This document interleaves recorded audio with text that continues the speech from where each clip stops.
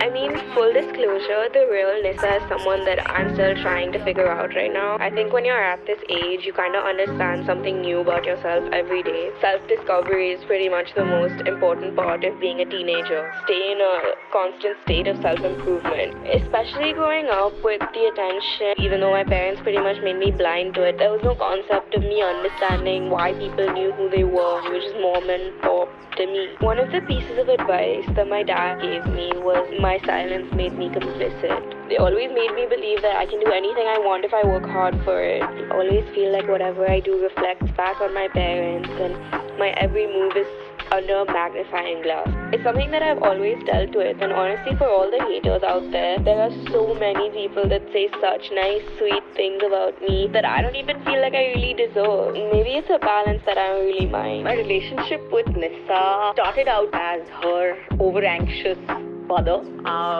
We've gone through our let's scream at each other all day kind of phases. I think we settled down now into a comfortable, chilled out relationship with each other. I think me and my mom are actually really alike. She's way more chill than I think she would ever admit.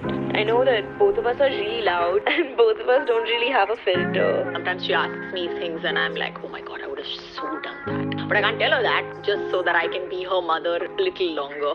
I have to say that I'm so proud of her because she's such a cool kid and I absolutely love her sense of humor. Me and my mom are really similar. We're both pretty relaxed about what people think and their opinions about us. I think that line applies where it says, you got it from your mama. That's where I think my confidence comes from, because whether I win or lose, it's all me. Of course, I have my insecurities. I pay attention to them just enough to sort them out for the day. Who am I really? Still discovering that. I'd like to believe that I'm pretty much a what you see is what you get kind of person. I don't really care about other people's opinions about my decisions, and I think that's one of my strengths. When you're in front of a huge audience that thinks you're too fat, that thinks you're too dark, confidence can be an issue. But like I said, I never really let it matter.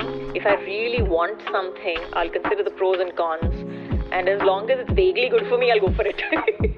And of course, you will have doubts, and you really want it. Where there's a will, there's a way, you'll make it happen. My advice to all young people would be to start thinking. Take 5 minutes to clear the room, clear your head, and start thinking for yourself as to what you want to do, what you think is right. Find your conscience, find your morals, find your ethics, and stick to